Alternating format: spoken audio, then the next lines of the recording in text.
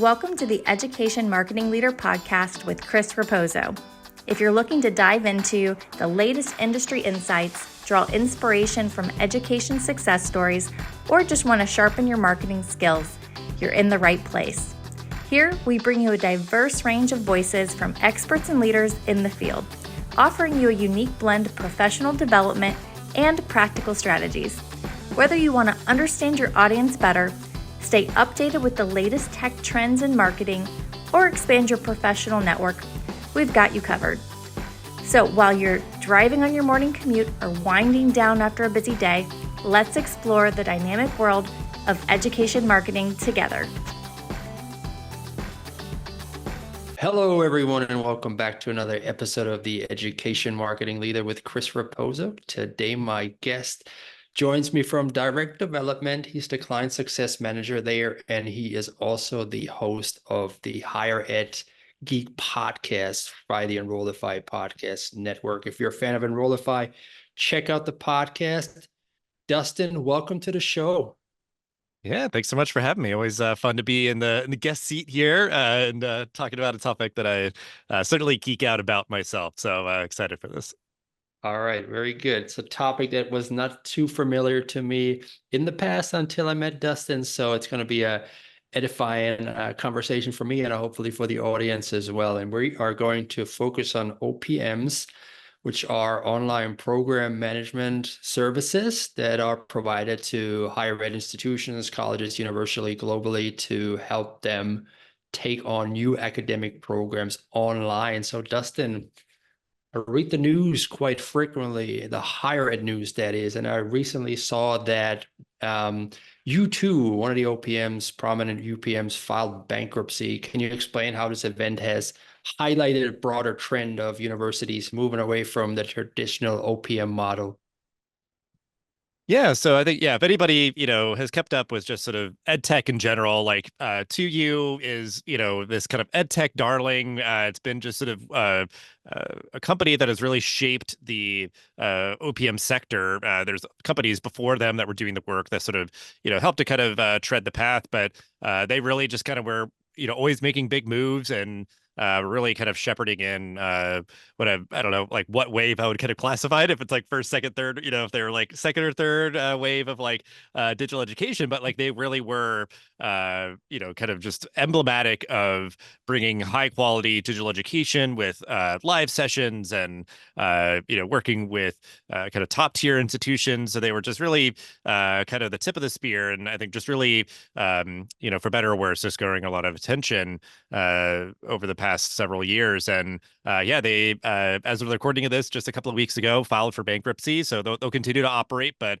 they were a public company. Now they're going to be a private company, restructuring debts and all this sort of like wonky financial stuff that, we won't get into here. But it's just really kind of like, they reached kind of the highest of highs and now like kind of the lowest of lows of really having to kind of lick their wounds and kind of tighten their belts and really get pretty kind of stringent with like who they really want to be and can be kind of within kind of the parameters of, really focusing on being a sustainable and profitable company. It really, the cause of all of it, and trying to wrap it up in kind of a succinct package, because I think you get into a lot of, kind of nitty-gritty detail about this, is like the climate is more competitive for student acquisition. I think any institution is dealing with that. A lot of ed tech companies are dealing with that in their own ways. And it just like the prospect of an OPM, and partnering with them became a lot less appealing to university leaders, because the promise was like, hey, work with us. Like, we're going to put in this upfront investment and we're going to kind of like promise you the world. Like, you'll get a lot of students and, it's going to work out well for all of us. Like, everybody wins, but I think OPMs just now, and there's just this sort of like, we're using this as kind of a case study, like to you in bankruptcy is just sort of emblematic of like OPMs just not having as much sway, I think, in kind of forging new partnerships and, expanding existing ones. And like, to you, for folks that are kind of really in the thick of it, always really kind of prided themselves on like 30% growth every quarter. Like they were, it was like clockwork. So they're really, they were able to achieve that, but like achieving that over a long period of time, very expensive. So like when money was just not as free flowing and cheap and those sort of things, that's when kind of they're hitting into kind of a difficult financial position. So, and I know we'll maybe kind of talk a little bit more about this later, but just to also kind of like where there was kind of heat coming from multiple sides, like multiple headwinds happening at once. Like one was the financial piece, and then there's been a lot of federal scrutiny focused in on OPMs. That's sort of a spiritual successor to kind of all the stuff that was coming around the for-profit institutions in years past. So they were kind of getting a light shown on them that I think just got investors and leaders at companies like 2U a little bit nervous. You were seeing Pearson and Wiley kind of pulling out or selling their OPM businesses because one, it just wasn't as financially advantageous for them, but I think they just wanted to put a wide berth between them and all this federal scrutiny. And 2U really just was, again, kind of this lightning rod for that scrutiny. For there's some like hit pieces in different news publications where students were complaining about their experiences. So yeah, the last kind of cherry on top this year, Minnesota on the state level became the first state to ban OPM partnerships with their public institutions. So that's just sort of like kind of dogpiling of all these sort of variables of like what led to this moment. And with again, this sort of darling kind of company like 2U really having to pull back in a pretty substantial way. Yeah, you talk about tightening the belts, because when I did my research on OPMs, it's like you said, upfront investment by the OPMs, but then the institutions have to give up a significant part of the tuition from the students. So there was a lot of talk about that as well, because now with the enrollment cliff coming and the dwindling traditional age students going down, there's less money to go around to, support that. Now, do you think because of that, because of the enrollment cliff, because of the cost of having to give away so much of the tuition money to the OPMs, you think that's why these colleges and universities are starting to develop their own and manage their own online programs internally rather than partnering with OPMs? And with that, doesn't staffing costs go up then? Because somebody has to manage that. Yeah, because I think a lot of what I talked about was like what 2U was facing, like their sort of hardships and their like they did a bunch of acquisitions and were taking on a bunch of debt to do that and everything. So they could have had their own like stuff to deal with, and I think that's part of it, is that they were kind of having to like go lick their wounds and deal with all this sort of their very high ambitions and kind of the cost that came with that. And then on the institutional leader side, the idea that like certainly 2U, like they were having to pay more money to market to acquire often fewer students, and I think the institutions often you were seeing that like they were kind of losing their patience of like, well, why are we going to like do tuition revenue share, sometimes like a 60-40 split, give up a lot of money for so few students. Like if we're getting so few, like we might as well just like do this ourselves. It's like it's just the idea that I think when the going gets tough, sometimes it's like everybody's kind of like fighting for their sort of piece of the pie, and institutions not being willing to kind of forego so much of the tuition revenue, and that there are often kind of fixed costs, sometimes with like staffing, where it's like, well, you do need to just have like faculty, you need to have different people at the institutional level to just kind of oversee everything. And I think that and this is where we can kind of get in more into kind of on the institutional perspective on all this, is like kind of seeing this, the institutional leaders seeing this as an opportunity to kind of like right size and kind of calibrate, where like, they could, in certain instances, like kind of take their hands off the wheel a little bit. Like, there's certain aspects of like designing the curriculum and, hiring the faculty, and certain pieces that they were always going to own, and like that they had to, choose who to admit and those sort of pieces. But otherwise with like marketing, student support, and like, some of the technology pieces and all that, they could kind of just like, be laissez-faire and kind of let the OPM do what they were doing. But now if it's kind of like, well, we've done it for long enough, we've kind of seen how you do it, we can do it ourselves, we can kind of right size and figure out like, well, we don't need this to be like the biggest program in the world to make it have it make sense for you financially, OPM, who put in millions of dollars up front, to build everything. They can kind of figure out like, okay, well, if we keep this at this side, yeah, we can, leverage certain staff, like have this one advisor work for two programs. Like they could start doing this calculations and calibrations to figure out like what their internal capacity is, and figure out how they can kind of forge a new path forward. So I think, yeah, for institutions, it's been this opportunity to really rethink how they're sort of approaching digital education, where and also I say this about many things about higher ed right now, like what got you to here is not what will get you to where you need to be in the next, 5, 10, 15, 20 years. The idea that like they needed this sort of massive kind of monolithic 20-year contract with an OPM to like build out all this sort of infrastructure for an online program. It's just like, okay, like we, maybe now offer way more online courses or programs that we did, prior to partnering with this OPM for this like, very lucrative like online MBA program. We can kind of parlay some of that expertise and, experience that we have to start doing all of it or most of it ourselves. Yeah. So what do you think people are shifting to? Let's say maybe the bigger universities, they have the staff, they have the videographer in-house. Do you think people are going to go away and just partner with third-party videographers to come on campus for a couple of weeks to record a semester and then just repurpose that for the next 4 years or so?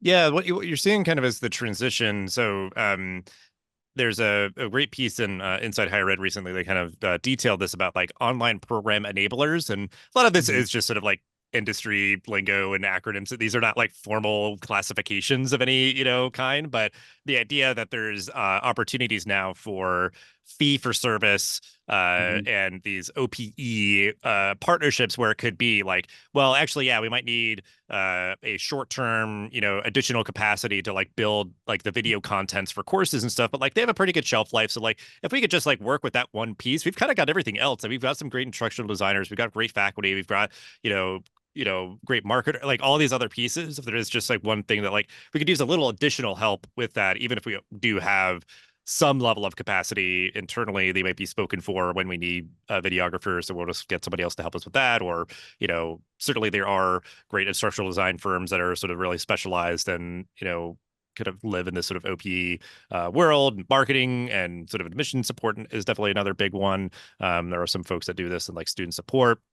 But that's been kind of the big kind of market shift, kind of paradigm, or just sort of institutions I think now have just normalized that there is another way other than the monolithic OPM 20-year contract tuition revenue share. That is what has been sort of the target of like federal like Department of Ed scrutiny. You can just do like fee for service and just get what you need when you need it, and more like kind of short-term contracts, and just kind of have more autonomy as an institution to perhaps work with an external marketing partner over the span of several years. Or it could be like, actually we just need help building out maybe like some landing pages and that, and like it throws the keys, we'll take it from here. Like we feel like we just need that sort of shot in the arm kind of short intense support from any sort of OPE partner. So that's what I definitely think you see is kind of the new trend that's going on now.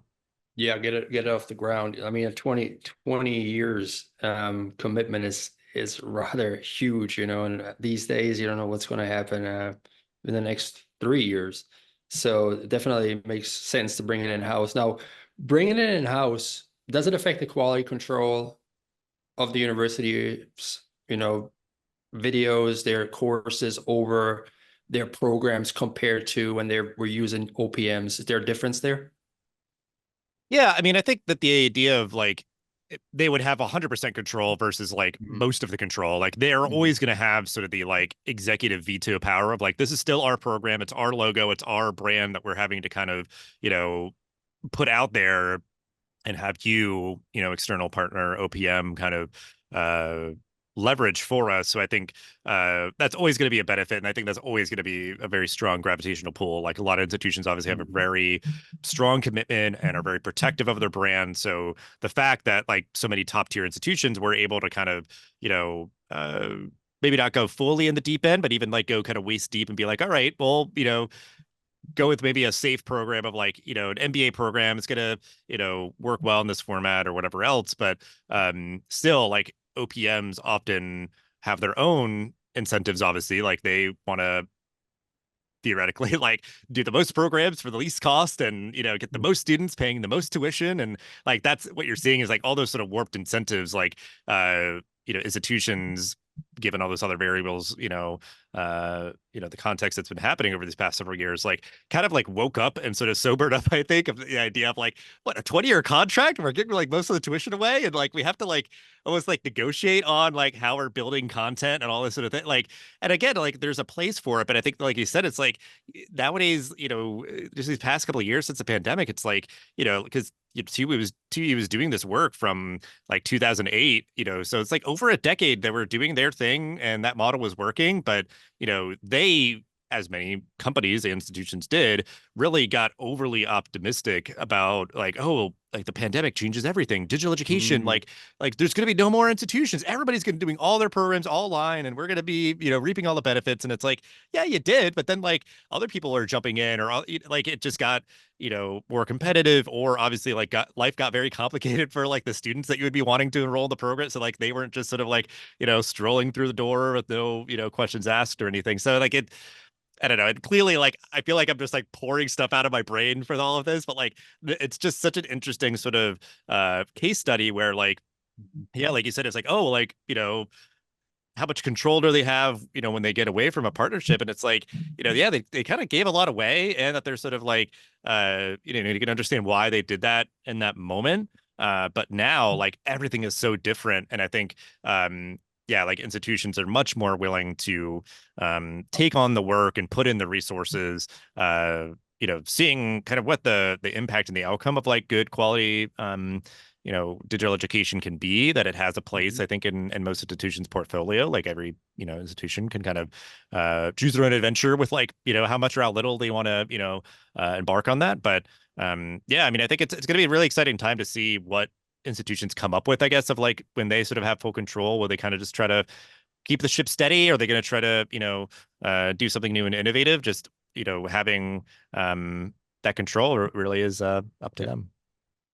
Yeah, and a lot has changed since COVID, and especially a lot has changed since generative AI and AI at large took off at the beginning of 2023. So it's another thing, the technological advancements there may have made it easier for universities to manage their online programs independently without relying on OPMs, because now they kind of can get the information at hand and maybe even create, I don't want to go there I don't know if they're going to go that far, but create faculty avatars to just bring the program to their students that way, at a more efficient way. What are your thoughts about the technological advancements there?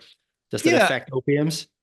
Yeah, I mean, I think in a way, because I mean, OPMs came up where I don't think that they were doing anything like terribly innovative. They were just able to like be quicker to scale, quicker, kind of, responsive to like supporting students and a lot of students in these programs. Like just that like scalability and flexibility and those sort of things are definitely appealing. And again, that sort of mitigation of risk with like their upfront investment. And I think now, yeah, like in some alternate universe where like AI does not exist, an institution might have been like, maybe we're like, some leaders would be a little bit more, worrisome about like, oh man, like, could we really do this? But like, yeah, whether it's, for admission support or student support, or, uh, having like a teaching assistant or something, like there's like all those sort of chatbot things that are getting better and better with AI, or with just like, yeah, like kind of building content or whatever else. Like, yeah, it's not even that like right now it's going to be like, oh, we're just turning a page, and now that, institution X is not working with an OPM, they're going to be flooding all their programs with all these like AI tools. I think it is just that promise of like, well, if we could at least like keep the ship running stable, on these sort of turbulent waters, like the promise of these tools that are getting out there and likely will, just keep getting better and keep getting cheaper, would allow for us to sort of keep that program fresh at a lower cost, less resource intensive kind of effort than it would have been, whether we're working with the OPM or without those tools existing. So I think that's probably the biggest thing. Otherwise, like there's not any sort of amazing, different, innovative thing that has come out that has like shaped this sort of dynamic of kind of the kind of shake up in the OPM world. But I mean, I think it's just increasingly the comfort level, the expertise and experience that variety of faculty and staff at institutions have, where they're just more welcoming of overseeing all facets of like a digital education. Definitely, definitely. Now, you said something earlier with the state of Minnesota banning all OPMs partnerships with higher ed institutions, which I found really interesting because I looked into some of the proposed regulations from the U.S. Department of Education, which could eliminate revenue sharing models that will definitely impact the OPMs and the way they do business now. Why when you did your research there with the Minnesota State, why did they ban OPMs altogether? Like I said, the core sort of formula that people kind of get bristled about is that OPMs obviously want, again, like the lowest cost that they have to spend to build the most programs with the most students paying the most money. Like, and that institution certain obviously would be like, yeah, we'd love to have like millions of students that enroll in our college. And it's like, you could theoretically do that with, an online program, like anybody can join. And it's all just like, Zoom, lectures and whatever else. But the folks can look up, and I think it was in Wall Street Journal, was at least one of them.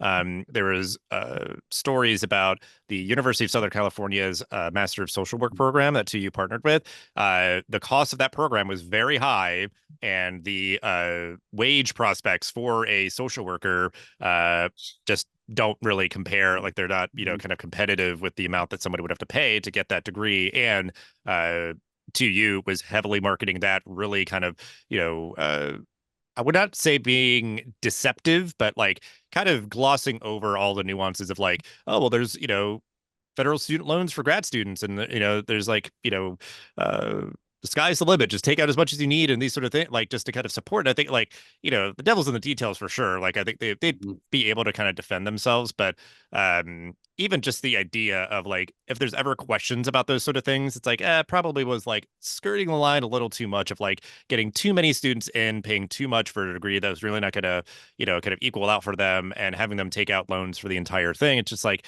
that probably just was not the right time for them and not the right degree for them. And like, but there's an incentive, kind of a warped incentive for 2U to get as many students in the door, kind of crammed in, paying as much tuition as possible. And so that pressure, 2U has kind of responded to that and tried to provide more lower cost alternatives. But I think, with Minnesota, it's, for all of the public institutions, it's like, yeah, it's their prerogative to say, like, we don't want that sort of those sort of warped incentives kind of entering into the public higher education, system in our state. And that, what allows for these sort of tuition revenue share agreements is just a like dear colleague letter from the Department of Education. It's not like a super formal set policy. They're just like, well, if you have bundled services, if you have admissions counseling and student support and instructional design all sort of bundled up in your sort of monolithic 20-year, tuition revenue share contract, that's fine. But if you just had, and again, this is all sort of being borne out from like for-profit colleges that were sort of like really going well over the line and being deceptive with students about these sort of things.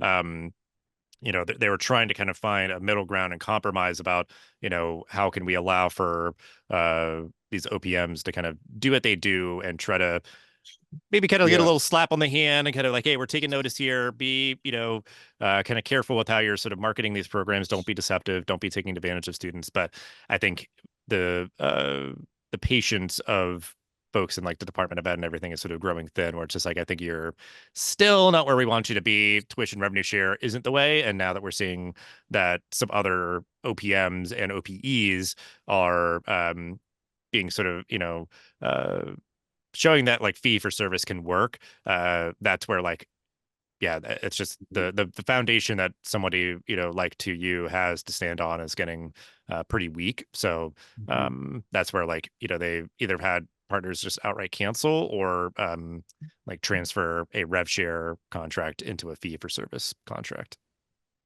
Yeah, stuff like that, what you just said with the Southern California school and them pushing a degree where it costs a lot more than what the person actually makes, and the students are never going to be able to pay down their financial aid. That's why college gets a bad rep these days, where people are saying college is not worth it. People are going to schools getting Mickey Mouse degrees that are never going to set them up for success, because of stuff like that. So you definitely want to get away from that. There's going to be challenges with the transition, especially with the Minnesota schools. The Minnesota schools that heavily relied on the OPMs right after the ban of the OPMs. So, what are some of the challenges that universities face when they move away from OPMs? Yeah, I'm not sure. I guess like because this is sometimes always the thing too, where like it's kind of smoke and mirrors of like knowing what institutions work with what OPMs for what programs. But what I've seen the challenges be is like if the changes are abrupt, if they aren't really uh fully kind of partnered on, because like it really should be sort of a joint kind of effort with a OPM and an institution kind of winding things down or transferring things and all that. If that change is abrupt and that partnership isn't there, that can be a challenge. And then yeah, I mean, just sort of underestimating the amount of work and the amount of money, the amount of time it takes to support, online students, recruit them, and kind of do all the things that kind of come with that. 'Cause I think, increasingly OPMs would want to take as much off the plate of the institution as possible. That idea that the institutional leader could kind of take their hands off the wheel to an extent. Uh, the fact that they would now kind of have to figure out like, all right, well, whose other duties as assigned are going to be for, all these things. So that's where I think it's that idea. Whether they anticipated it or not, it definitely like forces the point of being like, can we handle this many students ourselves? Do we want to handle this many students ourselves? Like, do we want to kind of like, kind of adjust, and pull back marketing to say and limit class sizes or something to where it's like we like this program, we like what the classes that we get, the results we're getting from it, and all that. But us as institution, as the institution, especially like a public one, we don't need it to scale up and be the same size as the OPM does to make back their huge initial investment to build and everything. So that just the whole kind of financials kind of change, and I think it is wise for the institutional leaders who may be deciding to, wind down their partnerships and transfer things to be kind of taking as much time as they can in advance of that kind of contract expiring, to be kind of calibrating, planning ahead, working in partnership, and trying to have it be as seamless as possible. Yeah, especially like you just said, winding it down slowly, because if you have the students on there now, you want to make sure that they'll be able to finish and get the quality education and the access that they were used to when they were working with the OPMs. Now, there's going to be a shift in revenue sharing, or maybe a subscription model rather than revenue sharing. Yeah, how do you see the role of OPMs evolving in response to the shift and the potential regulation changes? Over time, do you think them being phased out altogether and colleges and universities doing it in-house totally, or do you think there's still a place for OPMs in the future? I think there's always going to be a place, and I think we may just have that change of vernacular. It feels like we're turning the page is like, okay, they're OPs now. They are enabling, they're not managing programs. So I think that model feels right. Like I said, like that makes much more sense. Like, I worked in that. It's part of my fascination with this. Like my first job in ed tech was at 2U as a student success advisor. This is like a long time ago, but like, I didn't know any different. It's just like, yeah, this is like how it's supposed to be, I guess, right? Like, and it's just the idea of like learning more and knowing better. And, now that we can, we all, I feel like kind of know better, we can do better, and, have, I think, all of the, sort of incentives align, make sure that, students get access to great degrees from great institutions, and, are paying costs that are appropriate. Just keep seeing more great, like low cost programs out there. But, so I think those are definitely the paradigm shifts that like fee for service is here to stay. I think tuition revenue share, whether it gets sort of a formal kind of, ban or anything from like the federal government, I think will just sort of wane over time. But I think there's always going to be a place for institutions leveraging external partners to expand their capacity, whether it's, on a very short term or longer term basis. But just I think with institutional leaders recognizing the capacity that they have internally, utilizing that appropriately, and just expanding what they can do with these external partners. So yeah, these online program enablers, I think, will have a good space and a good spot to be in, especially as they, I think, adjust their sort of relationships, like if they're getting like investment dollars and all that it's like, this is just not the cash cow that like, back in 2U's day, their heyday that people thought it was going to be. Like, higher ed just works on a very long-term kind of basis and everything. So I think that it's a refreshing, kind of disruptive time, so it's good and bad. It's, just managing a lot of change in this space right now, but I think it's ultimately for the better. And I'm excited for kind of the opportunity that's going to come about. I think as, the idea of an institution working with an external company to build out, high quality digital education just continues to be normalized, and we continue to see kind of just cool, innovative work happening in this space. Yeah, as with everything, things are constantly changing and evolving. If you want to stay ahead of things, you want to adjust with the times. Dustin, super insightful episode. Tell me a little bit about how people can get in touch with you, what you do at Direct Development, and then also plug your podcast. Yeah. I mean, certainly LinkedIn is the best place if folks just want to find me there and reach out and connect. We can kind of start the conversation there if folks have questions or anything like that. And then, the Higher Ed Geek Podcast. Been doing it for a long time. I love it. I love just doing this and talking about stuff in higher ed. And as we're recording of this, we're approaching 250 episodes. Been doing it since November of 2017. So a rich library of stuff you can find on any podcast player. So definitely go check that out. And then, my day to day, I do the podcast as sort of a passion project on the side, along with some other content creation stuff. But day to day, working at Direct Development as a client success manager, we work with institutions on just kind of digital marketing efforts. So, content creation and websites and, marketing campaigns and stuff. So, it's, as we're recording of this also, like I'm 3 months in, so it's relatively new, but excited to kind of, all my jobs have always been in service of institutions, really believing that they have kind of a strong place in kind of the whole education ecosystem. And just excited to, bring all the experience I have, whether it's, working at OPMs or doing my podcast or, working in ed tech generally, kind of to bear in this new position. So, just appreciate the time to talk about this and kind of have an outlet to all the things that I just read for my own pleasure about OPMs, having like worked in the space and knowing kind of the inside scoop and everything. Just appreciate the platform and the opportunity.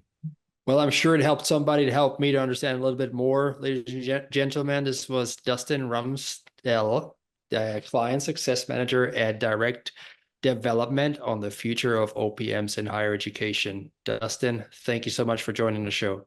Yeah, thanks for having me. Hey, thanks so much for tuning into the show today. If you enjoyed it, don't keep it to yourself. Share with your friends in your network. And if you have a moment, I would really appreciate a review of the podcast. That'll help other people find the show as well. Tune in every Thursday morning at 8 a.m. when I release another episode. Take care now. Have a good one, friends.